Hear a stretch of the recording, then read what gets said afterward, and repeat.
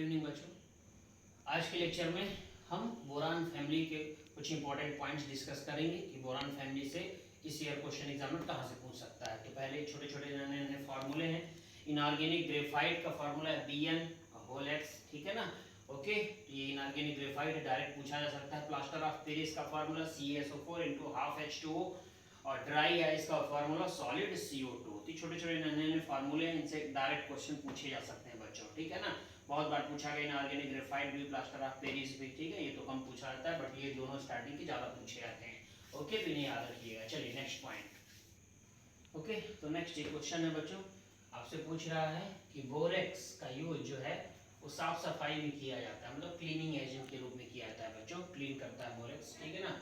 Because on dissolving in water it gives, मतलब water के साथ डिजॉल्व होने पे क्या देगा बच्चों। तो आंसर इसका क्या होता है बच्चों, एल्केलाइन सॉल्यूशन होता है। क्यों होता है एल्केलाइन सॉल्यूशन बच्चों, बिकॉज जब भी बोरेक्स का रिएक्शन वाटर के साथ कराएंगे, वाटर में डिजॉल्व करने की बात कर रहा है, तो एल्केलाइन सॉल्यूशन का फॉर्मेशन होता है, यानी OH का फॉर्मेशन होता है बच्चों, ठीक है। NaOH का फॉर्मेशन कैसे होता है बच्चों, अभी आपको पता चलेगा, राइट। लेकिन उसके पहले एक छोटा सा नया पॉइंट क्या है, इलेक्ट्रॉन डिफिशिएंट मॉलिक्यूल बहुत फेमस है इस बोरान फैमिली में, B2H6, जिसे डाइबोरेन भी बोलते हैं। क्या बोलते हैं, डाइबोरेन, डाइबोरेन। तो ये B2H6 इलेक्ट्रॉन डिफिशिएंट कहलाता है। बहुत बार इससे क्वेश्चन पूछा गया है बच्चों, ठीक है, डाइबोरेन से क्वेश्चन पूछा गया है।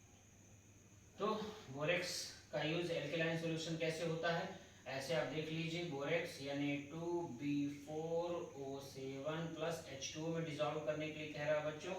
तो NaOH का फॉर्मेशन होता है और NaOH के फॉर्मेशन के साथ में बोरिक एसिड बनता है। बोरेक्स इधर है तो प्रोडक्ट में बोरिक एसिड तो बनेगा ही बनेगा, H3BO3 बोरिक एसिड, ठीक है। बोरिक एसिड कैसा होता है, वीक एसिड होता है। NaOH कैसा होता है, स्ट्रॉन्ग बेस होता है बच्चों, strong base. NaOH strong base बना है, बेस या एल्केलाइन बोलिए, एक ही मतलब, इसीलिए आंसर में क्या टिक किया है, एल्केलाइन, ठीक है ना। तो बोरेक्स, ये बोरेक्स का फॉर्मूला है बच्चों। बोरेक्स को वाटर में डिसॉल्व करने पे क्या होता है, बेस का फॉर्मेशन होता है। वही तो पूछ रहा है, बोरेक्स को वाटर में डिसॉल्व करो तो क्या बनेगा, एल्केलाइन, मतलब बेसिक सॉल्यूशन बनेगा बच्चों, ठीक है। क्लियर हो गया। इलेक्ट्रॉन डिफिशिएंट कौन सा कहलाता है, B2H6, और B2H6 का नाम क्या है बच्चों, डाइबोरेन, ठीक है ना। ये रिएक्शन भी आपसे एग्जाम में पूछ सकता है, इंपॉर्टेंट है ये रिएक्शन, ठीक है ना, इंपॉर्टेंट है रिएक्शन। ओके, आप रिएक्शन भूल जाओ, कोई टेंशन नहीं है, बट छोटा सा नन्हा सा पॉइंट क्या मालूम होना चाहिए, क्वेश्चन में बोरेक्स दिया है तो प्रोडक्ट में बोरिक एसिड जरूर टिक करने का, या फिर इसका रिवर्स भी हो सकता है। अगर क्वेश्चन में बोरिक एसिड दिया है तो प्रोडक्ट में बोरेक्स जरूर बनता है बच्चों, ठीक है ना। ओके, ये छोटे छोटे पॉइंट्स हैं जिससे बिना रिएक्शन रटे भी क्वेश्चन सही होते हैं बच्चों। चलिए नेक्स्ट पॉइंट की तरफ मूव करते हैं। ओके, तो अब आपसे यहाँ पे दो क्वेश्चन पूछ सकता है बच्चों, एक +1 ऑक्सीडेशन स्टेट के लिए पूछ सकता है क्वेश्चन। बताइए +1 ऑक्सीडेशन स्टेट का ऑर्डर बताइए, कौन ज्यादा स्टेबल है, कौन कम स्टेबल है, या ऑर्डर के फॉर्म में पूछा जा सकता है। और दूसरा क्वेश्चन आपसे +3 ऑक्सीडेशन स्टेट का ऑर्डर पूछ सकता है बच्चों, ठीक है ना। ओके, तो +1 का ऑर्डर क्या होगा, टॉप टू बॉटम इंक्रीज होगा, और +3 का order top to bottom decrease होगा, ठीक है ना। ऐसा क्यों होगा कि +1 का ऑक्सीडेशन नंबर ऊपर से नीचे जाने पे +1 ऑक्सीडेशन नंबर ज्यादा स्टेबल होगा बच्चों, मतलब ज्यादा पाया जाएगा। मतलब आप TL के बारे में अगर देखोगे बच्चों तो +1 ऑक्सीडेशन स्टेट में मोर स्टेबल होगा एज कंपेयर टू ऊपर वाले एलिमेंट्स के। क्योंकि क्यों ऐसा होता है, due to inert pair effect, और ये पहले भी मैंने समझाया है, due to inert pair effect. इसके पहले वाले वीडियो लेक्चर में जहां पे मैंने P ब्लॉक के ढेर सारे रिएक्शन एक्सप्लेन की थी बच्चों, तो वहां पर आप देख सकते हो इनर्ट पेयर इफेक्ट, और ये सब मैं डिटेल से पढ़ा चुका हूं, ठीक है ना।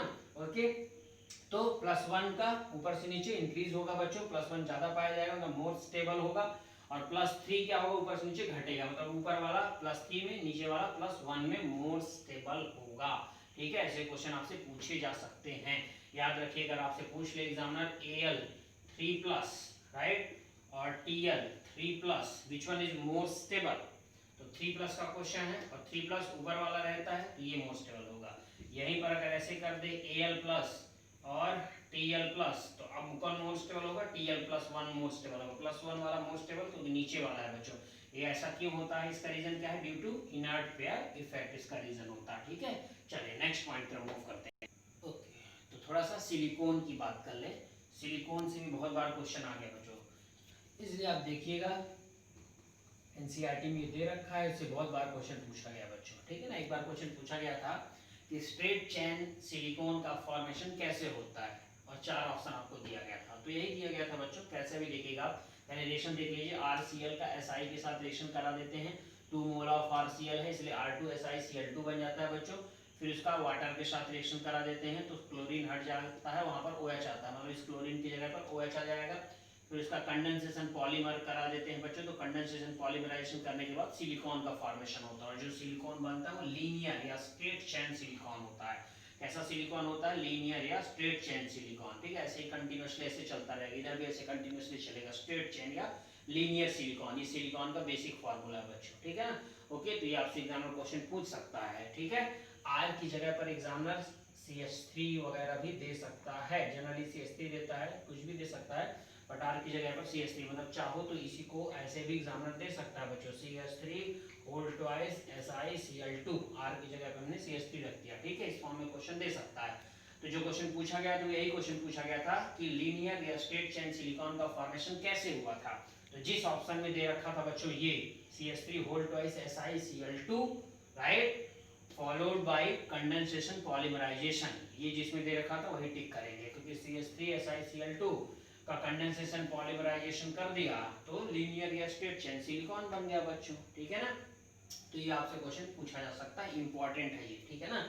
एनसीईआरटी में ये दे रखा है बच्चों, ओके, ठीक है। चले, क्या टिक करोगे? लीनियर या स्ट्रेट चेन सिलिकॉन का फॉर्मेशन कैसे होता है? CH3 होल ट्वाइस SiCl2 का कंडेंसेशन पॉलीमराइजेशन करा देने से बनता है सिलिकॉन, ओके। चलिए नेक्स्ट पॉइंट, ओके। तो नेक्स्ट इस चैप्टर में जब भी आपसे लेविस एसिड के बारे में पूछेगा बच्चों, तो बोरान जहां दिखाई देगा जो कि इलेक्ट्रॉन डिफिशिएंट होता है, और इलेक्ट्रॉन डिफिशिएंट होने की वजह से ही वो कैसा नेचर रखता है बच्चों? लेविस एसिड के जैसा नेचर रखता है, ठीक है। तो बोरान का कोई भी कंपाउंड हो वो हमेशा लेविस एसिड के जैसा काम करता है, चाहे वो B2H6 हो, चाहे इस तरह का कुछ भी हो, ठीक है ना। ओके, चलिए नेक्स्ट क्वेश्चन है, कह रहा है reaction of diborane with ammonia, ये भयंकर इंपॉर्टेंट, ठीक है। इस पूरी बोरान फैमिली में सबसे ज्यादा इंपॉर्टेंट अगर कोई है बच्चों तो यही पॉइंट इंपॉर्टेंट, ठीक है। पूरी बोरान फैमिली में डाइबोरेन का अमोनिया के साथ रिएक्शन, मतलब B2H6 को डाइबोरेन बोलते हैं ना बच्चों, तो B2H6 का अमोनिया के साथ रिएक्शन एनसीईआरटी में दे रखी है, ठीक है ना।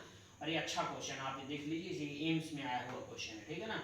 अमोनिया का है, 4 ऑप्शन दे रखे हैं, अमोनिया के साथ रिएक्शन कह रहा है डाइबोरेन का। जल्दबाजी में बच्चे क्या करते हैं? बोराजोल टिक कर देते हैं, ठीक है ना। इसलिए ये क्वेश्चन मैं करा रहा हूँ, आप इसे ध्यान से देख लीजिए बच्चों, ठीक है ना। यहाँ पर क्या दे रखा है? Reaction of diborane with ammonia gives initially mention कर दिया, इनिशियली पूछ रहा बच्चों, फाइनली नहीं पूछ रहा आपसे, ठीक है ना। इनिशियली क्या बनता है? तो इसका आंसर, करेक्ट आंसर जाएगा डी, ठीक है।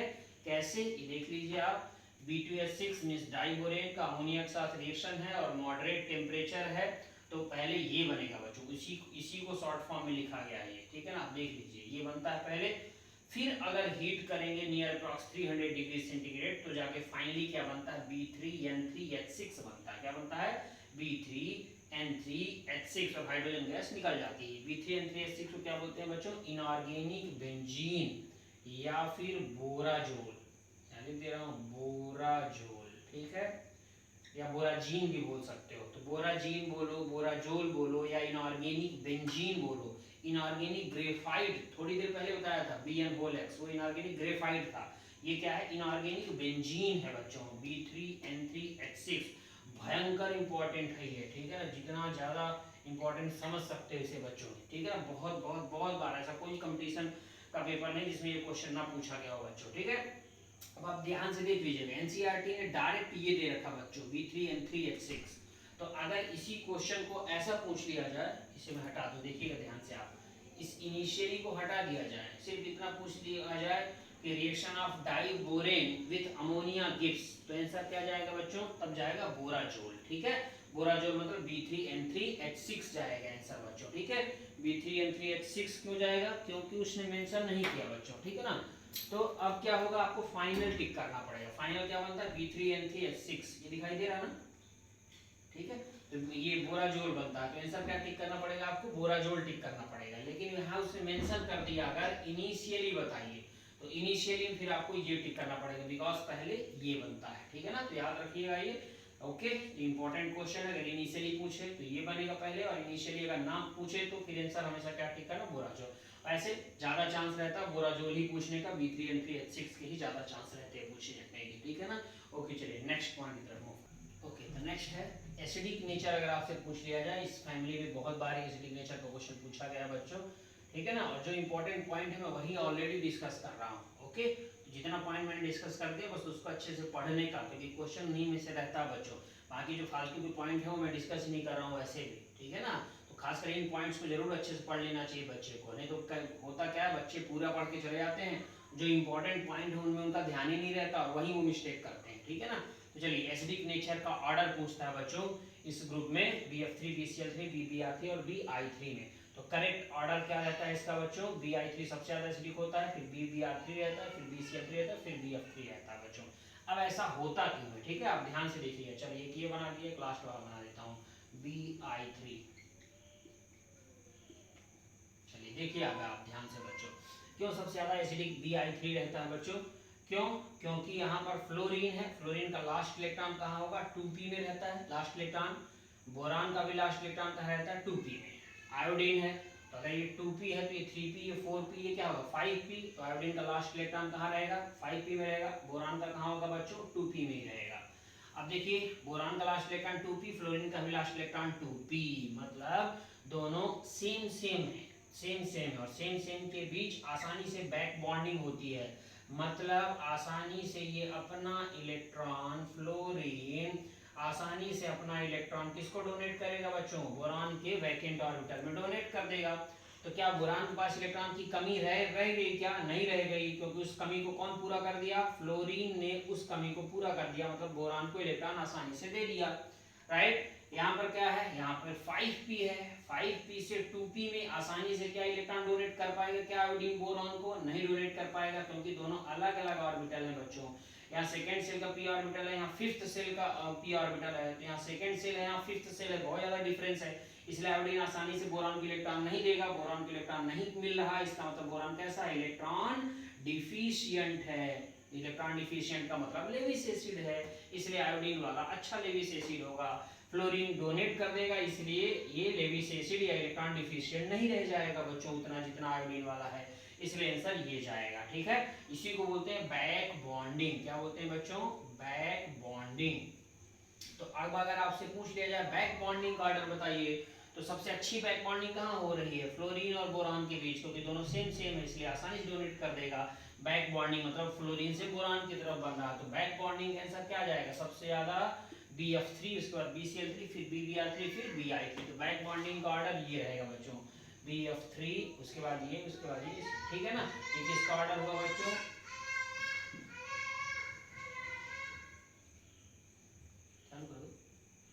ये ऑर्डर किसका हुआ बच्चों, बैक बॉन्डिंग का ऑर्डर ये हुआ। लेविस एसिड का ऑर्डर या एसिडिक नेचर का ऑर्डर क्या हुआ, आयोडीन वाला सबसे अच्छा। तो ये भयंकर इंपॉर्टेंट है, इसे जरूर पढ़िएगा बच्चों, बहुत बारी क्वेश्चन पूछा जाता है, ठीक है। तो बैक बॉन्डिंग भी क्लियर हो गया और एसिडिक नेचर का ऑर्डर भी क्लियर हो गया। चलिए नेक्स्ट पॉइंट। ओके चलिए तो नेक्स्ट पॉइंट है बच्चों, ये छोटा सा नन्हा सा पॉइंट है, आयोनाइजेशन एनर्जी और इलेक्ट्रोनेगेटिविटी का ऑर्डर आपसे पूछ सकता है एग्जामिनर, क्योंकि इस फैमिली में वैसा नहीं होता जैसा बाकी में होता है। बाकी फैमिली में नॉर्मल ट्रेंड होता है, इस फैमिली में नॉर्मल ट्रेंड नहीं होता बच्चों, ठीक है। आप देख सकते हो आयोनाइजेशन एनर्जी का ऑर्डर क्या है, बोरान का सबसे ज्यादा होता है इस पूरी फैमिली में आयोनाइजेशन एनर्जी, उसके बाद सीधा टेल्यूरियम आ जाता है, फिर गैलियम और एल्यूमिनियम का ऑलमोस्ट इक्वल, और लास्ट में इंडियम का आता है। तो ये इंपॉर्टेंट है बच्चों, क्योंकि इस फैमिली में थोड़ा हट के है, अलग है, ये क्वेश्चन आपसे पूछा जा सकता है। ऐसे ही इलेक्ट्रोनेगेटिविटी, ऊपर से नीचे इलेक्ट्रोनेगेटिविटी इंक्रीज होती है, लेकिन बोरान और एल्यूमिनियम में अलग है, बोरान का ज्यादा है एल्यूमिनियम से, यहाँ से ध्यान से आप ये सिंबल देख लीजिएगा, ठीक है ना, बोरान का ज्यादा है एल्यूमिनियम से, और बाकी सब में ऊपर से नीचे इंक्रीज हो रहा है, देखिए, ठीक है ना। ओके, तो यहाँ अपोजिट साइन है, यहाँ सब में अलग साइन है बच्चों, आप देख लीजिए, ठीक है। तो ये दो ऑर्डर्स, छोटे छोटे नन्हे नन्हे ऑर्डर्स हैं जो पूछा जा सकता है, आयोनाइजेशन एनर्जी और इलेक्ट्रोनेगेटिविटी का ऑर्डर। नेक्स्ट पॉइंट है बच्चों ऑक्साइड, तो ये आपको याद रखने की जरूरत नहीं है, बस इसे थोड़ा सा देख लेना एक बार, अच्छे से पूछ सकता है ये क्वेश्चन एग्जामिनर आपसे। ऑक्साइड का नेचर जब भी पूछे तो ये आसान है, ठीक है, ये आप नहीं भूलोगे कभी भी। क्यों नहीं भूलोगे बच्चों, क्यों, क्योंकि ऊपर से नीचे जाने पे मेटेलिक नेचर इंक्रीज होता है। कौन सा नेचर बच्चों, मेटेलिक नेचर इंक्रीज होता है, ठीक है। ये पॉइंट जब मैंने पढ़ाया था तो डिस्कस भी किया था बच्चों, ठीक है ना।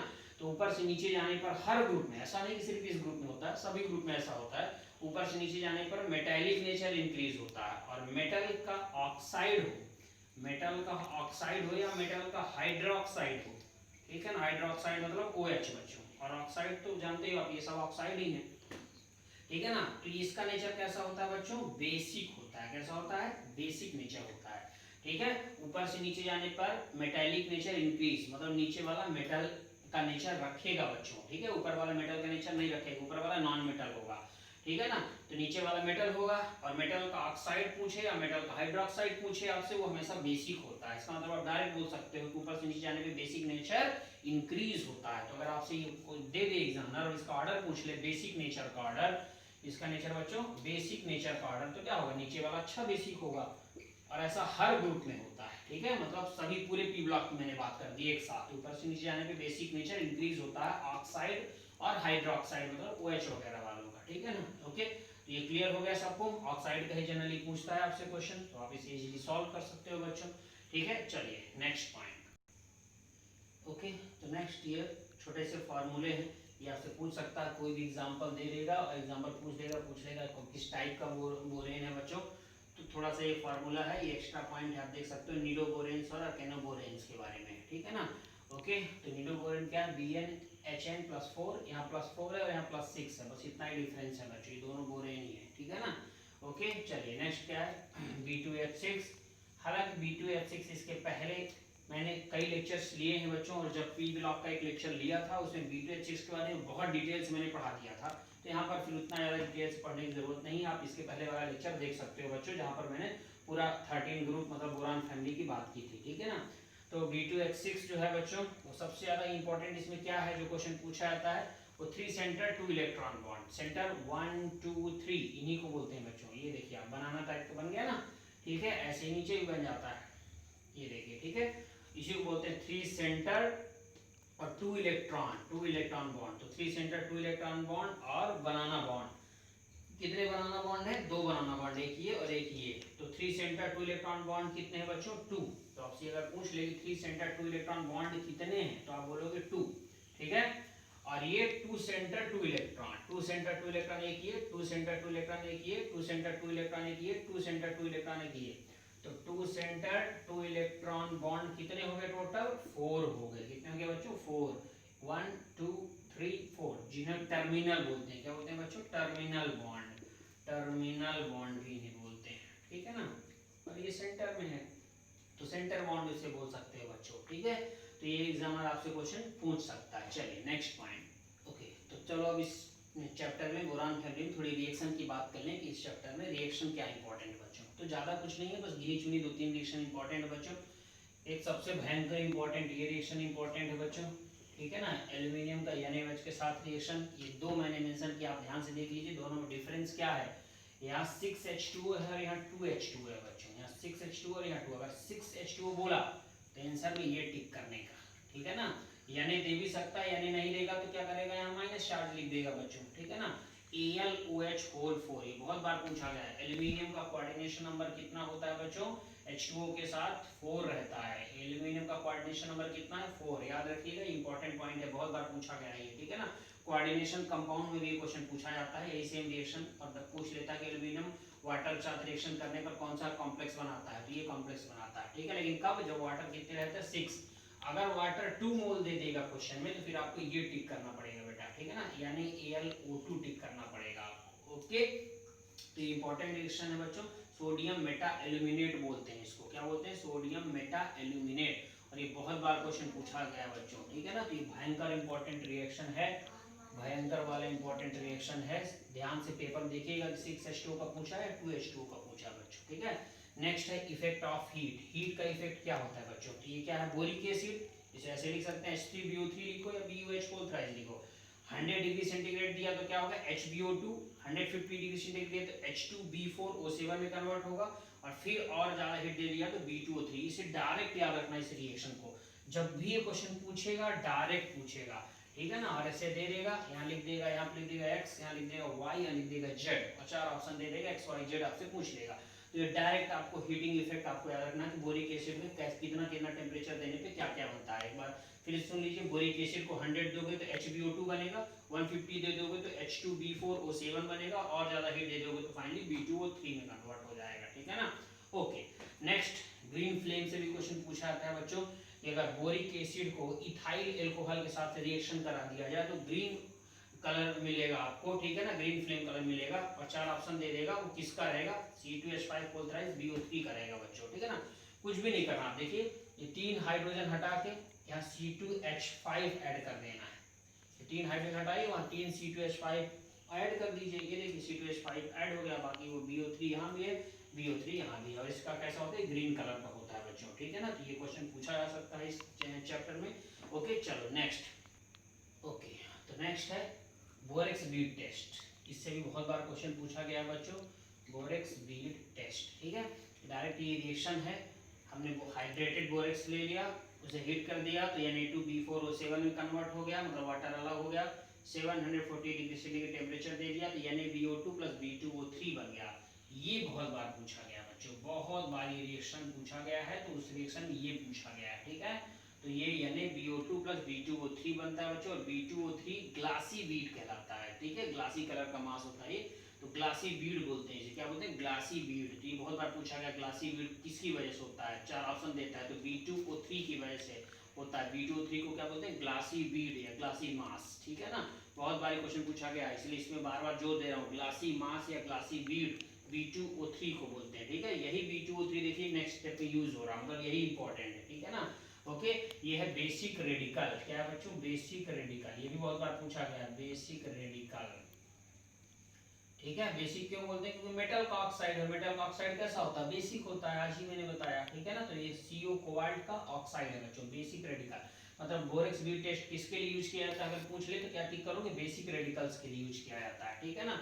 ओके, तो B2O3 के साथ इस B2O3 ग्लासी बीड के साथ रिएक्शन करेगा और वो COBO2 होल ट्वाइस बनाएगा, जिसका कलर कैसा होता है, ब्लू होता है, डीप ब्लू होता है, इसीलिए इसे हम ब्लू बीट टेस्ट भी बोल देते हैं, क्या बोलते हैं, ब्लू बीट टेस्ट या बोरेक्स बीट टेस्ट, क्योंकि बोरेक्स का यूज किया जाता है यहाँ पर, ठीक है, हो गया।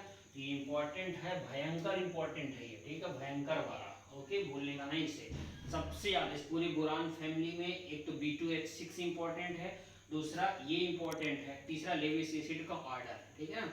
बोरेक्स का फार्मूला भी पूछ सकता है, डायरेक्ट ना पूछ के, इस फॉर्म में ना पूछ के बच्चों, इस फॉर्म में भी पूछ सकता है, तो आपको पता होना चाहिए बोरेक्स का फार्मूला है, NCERT में दे भी रखा बच्चों। बोरेक्स का हाइब्रिडाइजेशन sp2 और sp3 दोनों होता है, क्यों होता है दोनों, क्योंकि 2BO4 यूनिट होते हैं और 2BO3, ये सब छोटे छोटे पॉइंट्स हैं जो क्वेश्चन के फॉर्म एग्जाम में पूछ सकता है। बोरेक्स के स्ट्रक्चर में 2BO4 होते हैं और 2BO3 स्ट्रक्चर होते हैं, आप देख सकते हैं इसमें, ठीक है, और उनका हाइब्रिडेशन sp2 और sp3 होते हैं बच्चे, बस, ठीक है, इतना ही पढ़ना है। देखा आपने, ज्यादा कुछ नहीं लगा, 20 से 25 मिनट लगा पूरी बोरेक्स फैमिली को पढ़ने में, इसके अलावा कुछ भी एक्स्ट्रा नहीं पढ़ना है, और कुछ भी एक्स्ट्रा एग्जामिनर दे ही नहीं सकता बच्चों, ठीक है ना।